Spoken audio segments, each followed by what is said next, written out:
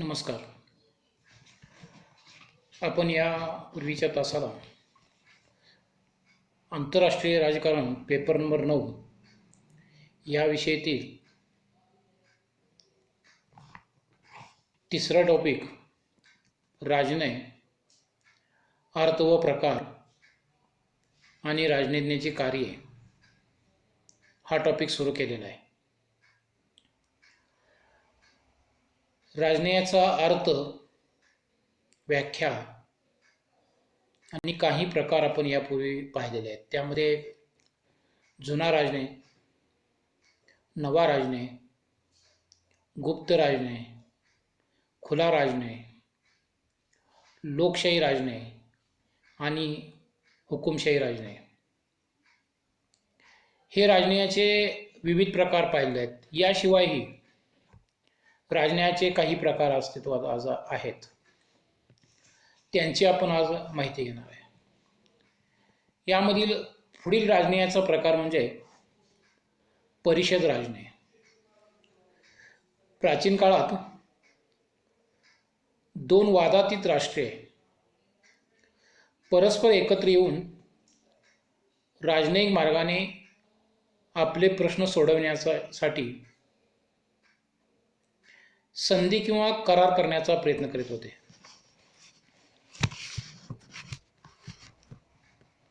हा राजनय द्विपक्षीय राजनय म्हणून प्रसिद्ध आहे.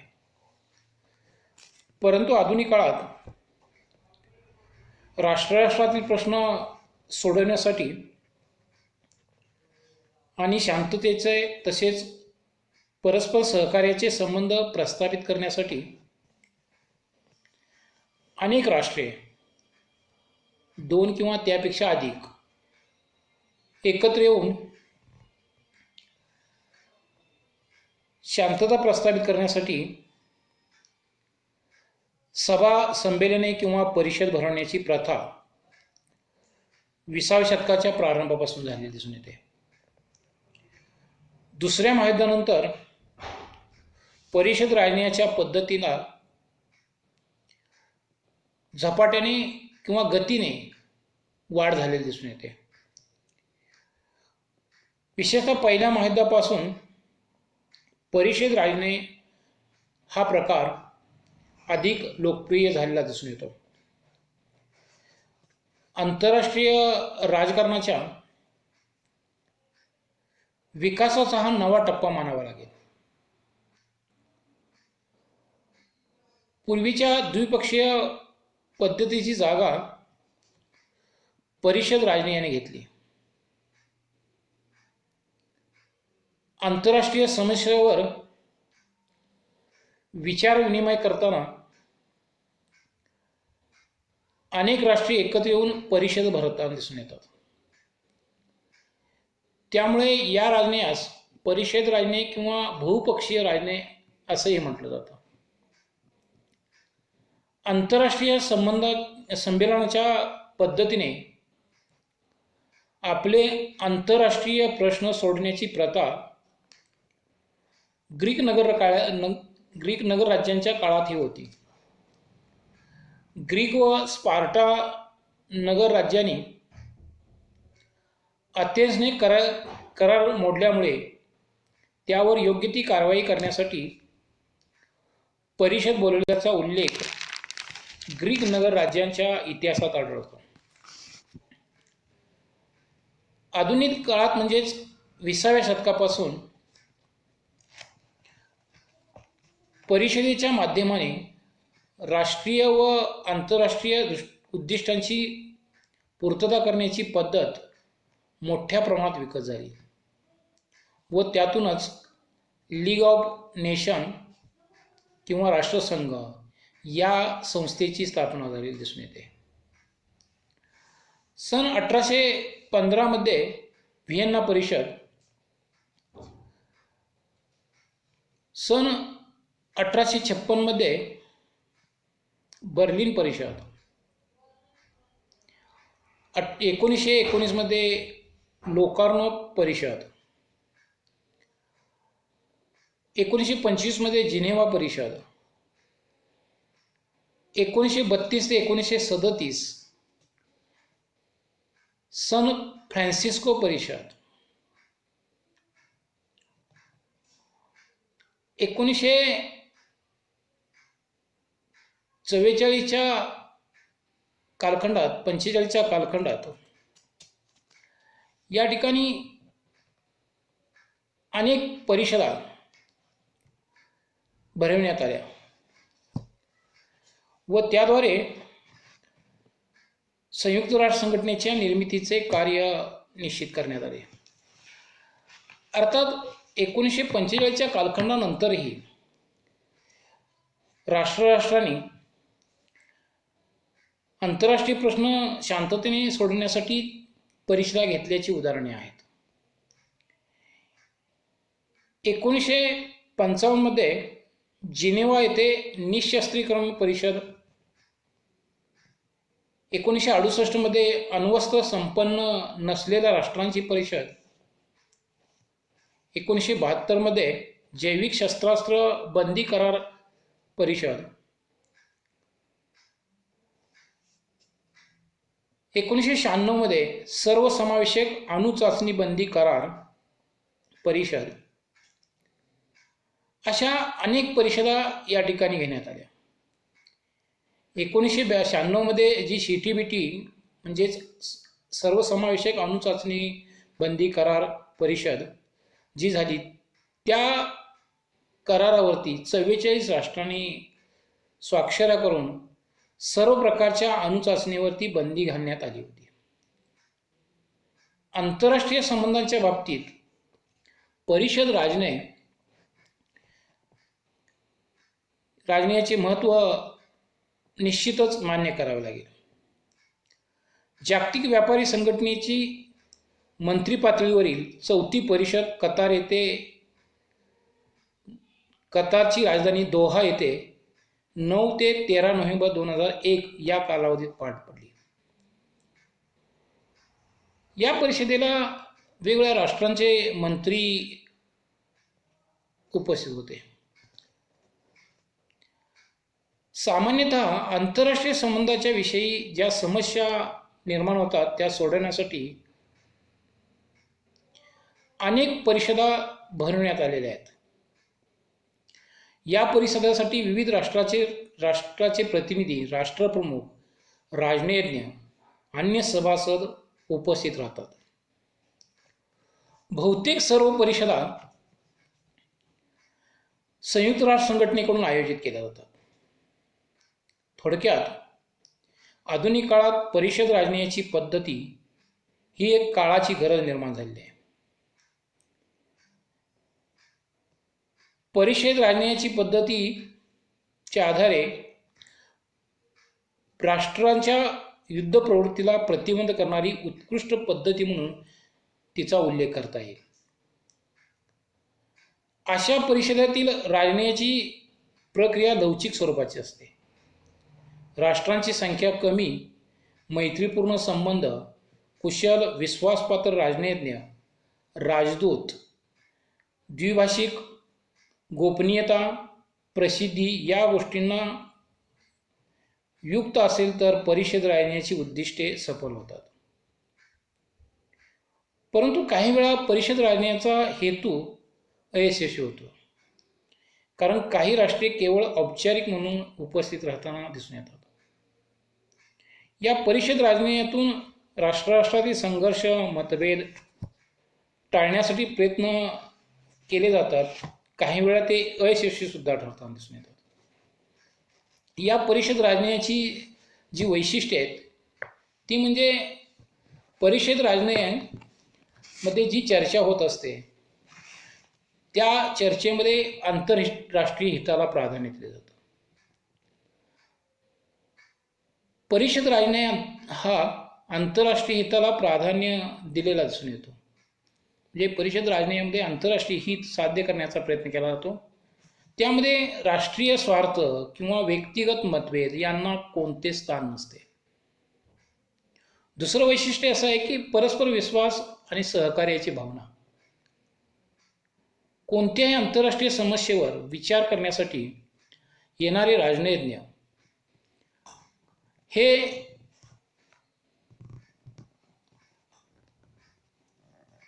सातत्याने एकमेकांना भेटत असल्यामुळे परस्पर मैत्री, विश्वास व सहकार्याची भावना त्यांच्यामध्ये निर्माण झालेली दिसून येते आणि त्यातूनच राष्ट्रीय स्वार्थ बाजूस ठेवून सामान्य प्रश्नावर, आंतरराष्ट्रीय प्रश्नावर तडजोड करण्याची भावना प्रबळ होताना दिसून येते. तिसरं वैशिष्ट्य असं आहे ते म्हणजे त्वरित व योग्य निर्णय. परिषद राजकारणामध्ये राज्यप्रमुखाचे पूर्ण अधिकारी प्रतिनिधी किंवा राज्यातील इतर जबाबदार व्यक्ती स्वतः भाग घेत असते. त्यामुळे परिषदेत घेतलेले निर्णय संसदेला बहुतेक मान्य असल्याचेच दिसून येते व त्या निर्णयांची कार्यवाही सुद्धा जलद गतीने होताना दिसून येते. चौथं वैशिष्ट्य आहे तो म्हणजे लोकमताचा पाठिंबा. परिषदेत होणाऱ्या चर्चा खुल्या स्वरूपाच्या असून जागतिक लोकमतास आव्हान करणारे विचार त्यातून व्यक्त केले जातात. त्यामुळे जागतिक शांतता, न्याय व परस्पर सहकार्य प्राप्त करण्यास परिषदेला लोकमताचा पाठिंबा सहज मिळतो. लोकांना वृत्तपत्रे, रेडिओ, टी व्ही, फॅक्स किंवा इंटरनेटच्या विविध माध्यमातून परिषदेचे इतिवृत्तांत वेळोवेळी कळत असल्यामुळे लोक परिषदेच्या कार्याबाबत उत्सुक असतात व योग्य निर्णयांना आपला पाठिंबा व्यक्त करतात. पाचवं वैशिष्ट्य आहे म्हणजे नम्रता आणि सौजन्ययुक्त. परिषदेतील सर्व राजनैतिक प्रतिनिधी समान मानले जाऊन सर्वांना सारखीच प्रतिष्ठा असते. ते सर्व प्रतिनिधी एकमेकांच्या देशाची प्रतिष्ठा राखण्यास एकमेकाशी सौजन्यपूर्ण व नम्रतेने व्यवहार करीत असतात. त्यामुळे कोणत्याही प्रश्नाबाबत परस्पर सहिष्णुतेची वृत्ती राजकारणात निर्माण होते. ते एकमेकांना समजावून घेण्याची भावना राहतात व प्रश्न सलोख्याच्या मार्गाने सुटण्यास मदत होते. परिषद राजकारणाचे काही दोष आपल्याला सांगता येतील. परिषद राजकारणामधील होणाऱ्या परिषदामध्ये भेटणाऱ्या व्यक्तींची, राजनैतिक प्रतिनिधींची वृत्ती पूर्वग्रह दूषित असेल तर मैत्रीचे संबंध वाढण्याऐवजी परस्परविषयी गैरसमज अधिक वाढतात व परिषदा अपयशी होतात. दुसरा दोष आहे तो म्हणजे परिषदेत आलेले प्रतिनिधी राष्ट्रीय भावनेसाठी परिषदेची बंधने आपणावर लादून घेण्यास तयार नसतात. याउलट संमेलनाचे व्यासपीठ आपल्या राष्ट्रीय उद्दिष्टांच्या प्रचारासाठी किंवा विरोधकांच्या अपप्रचारासाठी वापरतात. उदाहरणार्थ राष्ट्रसंघ या स्थायी परिषदेचा उपयोग रशिया व अमेरिका देशांचे प्रश्न सोडवण्याऐवजी ते अधिक बिकट स्वरूपाचे करण्यासाठी करतात. आपली भूमिका प्रचार माध्यमातून इतरावर ठरविण्याचा प्रयत्न करतात. त्यामुळे आंतरराष्ट्रीय राजकारणाला विकृत वळण लागतं.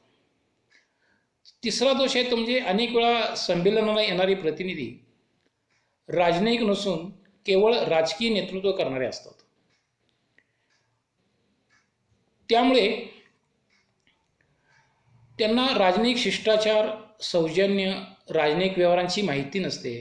त्यातूनच एकमेकाविषयी दुर्व्यवहार घडतो आणि हा पुढे दोन राष्ट्रात संघर्ष निर्माण करणारा ठरतो. चौथा दोष आहे तो म्हणजे नवीन ध्येयवादी राजकारणाच्या काळात परिषद राजने हा अशक्य आहे. कारण साम्यवाद विरुद्ध भांडवलशाही या ध्येयवादाने प्रेरित झालेली राष्ट्रे परस्परांना एकत्र येणे व परस्परांशी स्वाभाविक चर्चा करणे या ध्येयवादी दुराभिमानामुळे अडचणीचा झालेला दिसून येतो. अशा प्रकारे आपल्याला परिषद राजण्याचे विविध दोष सांगता येतील आणि थोडक्यात परिषद राजण्यासंबंधीची माहिती आपल्याला या ठिकाणी सांगता येईल. यानंतर आपल्याला जो राजनय पाहायचा आहे तो म्हणजे व्यक्तिगत किंवा शिखर राजनय. शिखर राजनय हे एक आधुनिक कालखंडातील संकल्पना आहे. आधुनिक काळात राष्ट्रांचे राष्ट्रप्रमुख एकत्र येऊन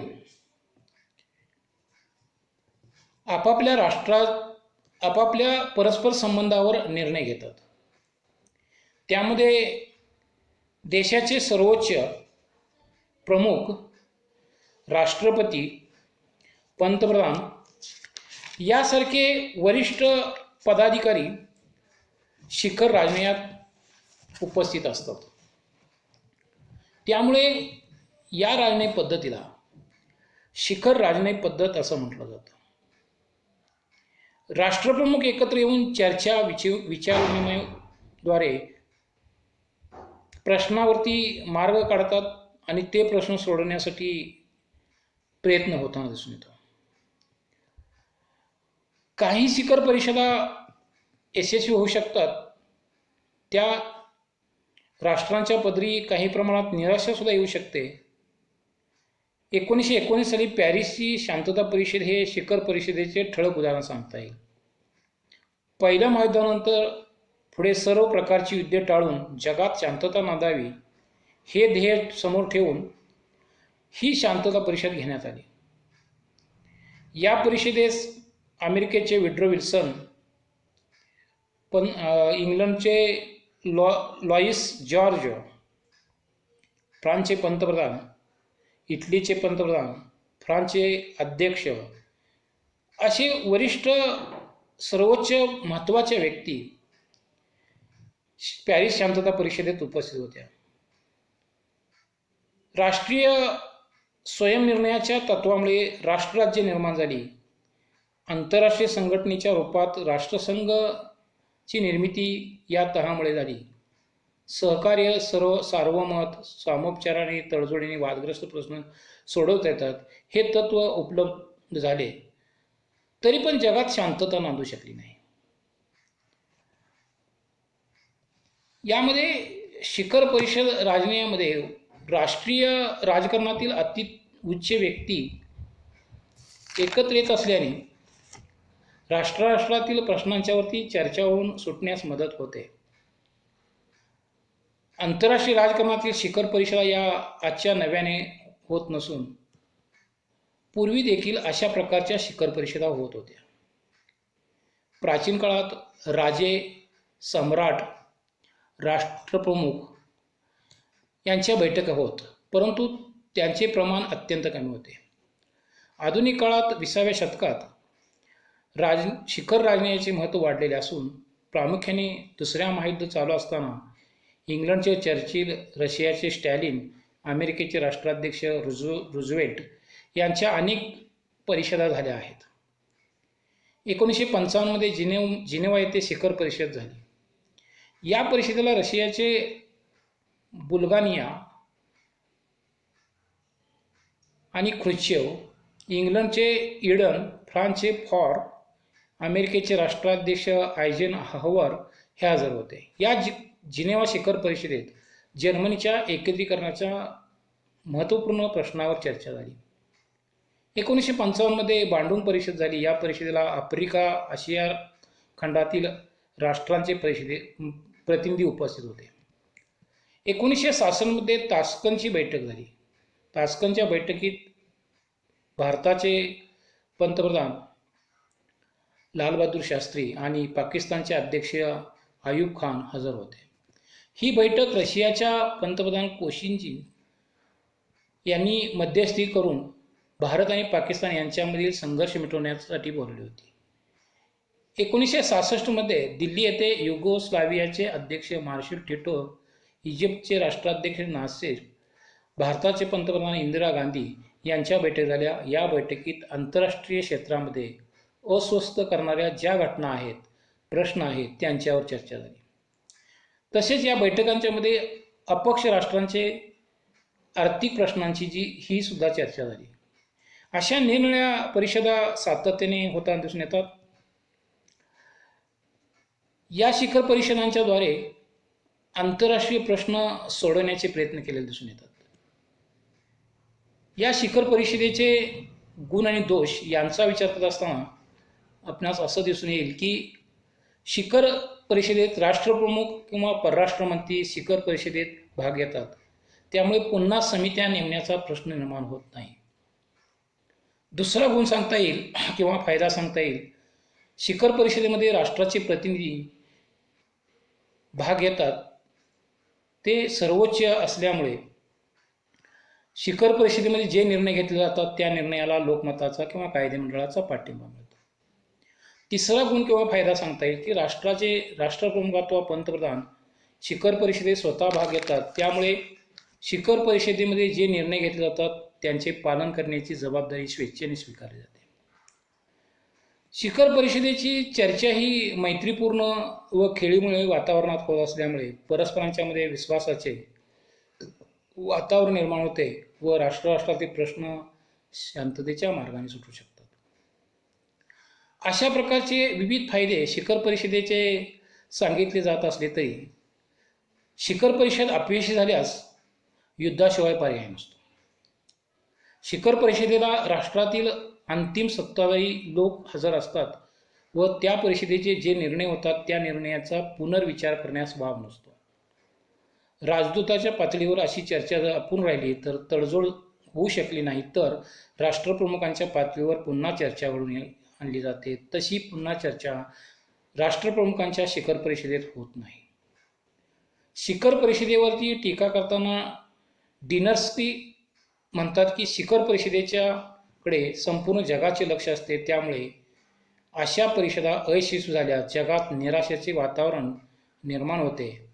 शिखर परिषदेला हजर राहणाऱ्या नेत्यांच्यावरती नेहमी दबाव असतो. शिखर परिषदेत येणाऱ्या राष्ट्रप्रमुख कोणतेही पूर्वग्रह दूषित मत न ठेवता आंतरराष्ट्रीय प्रश्नांची मनापासून चर्चा करण्याची तयारी ठेवली तर शिखर परिषदा यशस्वी होऊ शकतात. म्हणजे शिखर परिषदेला हजर राहणाऱ्या राष्ट्रप्रमुखांना आंतरराष्ट्रीय प्रश्न सोडवण्याची मनापासून इच्छा असेल तर शिखर परिषदा यशस्वी होतात. शिखर परिषदेबाबत विल्यम हायटर म्हणतात की शिखर परिषदेला येणाऱ्या राष्ट्रप्रमुखांची कोणताही प्रश्न सोडवण्याची अगदी मनापासून इच्छा असेल तरच शिखर परिषद आवश्यक आहेत. तशी इच्छा नसेल तर शिखर परिषदा निरुपयोगी आहेत. शिखर परिषदा वारंवार आयोजित केल्या जाव्यात, परंतु अशा शिखर परिषदापासून फारशा अपेक्षा बाळगता कामा नये. त्याचा उपयोग निरनिराळ्या देशात राष्ट्रप्रमुखांची भेटी घडवणे, त्यांचे कोणतेही प्रश्न सोडवण्यात लक्ष वेधणे ही यामुळे कोणत्याही राजदूतमध्ये मतभेदाची अपेक्षा करता येणार नाही. अशा प्रकारच्या काही टीका होतात. शिखर परिषदेमुळे आंतरराष्ट्रीय प्रश्न सोडवण्यास मदत होते हे आपण या ठिकाणी सांगू शकतो. यानंतर पुढील प्रकार आहे तो म्हणजे संसदीय राजनय. संसदीय राजनय हा एक राजनयाचा प्रकार आहे. ज्याप्रमाणे प्रत्येक देशाच्या कायदेमंडळात राजनयाबद्दल चर्चा होऊन धोरण ठरवले जाते, त्याचप्रमाणे आंतरराष्ट्रीय क्षेत्रामध्ये म्हणजेच संयुक्त राष्ट्र संघटनेत अशा प्रकारचे कामकाज चालते. म्हणून या राजनयाला संसदीय राजनय असे म्हणतात. संसदीय राजनय हे अमेरिकेचे राष्ट्राध्यक्ष परराष्ट्र सचिव डीन रस्क यांनी नाव दिले. दुसऱ्या महायुद्धानंतर साम्राज्य नष्ट होऊन जगातील बहुतांशी राज्ये स्वतंत्र झाली आणि या स्वतंत्र राज्यांनी संसदीय शासन पद्धतीबरोबर संसदीय राजनयाचा स्वीकार केला.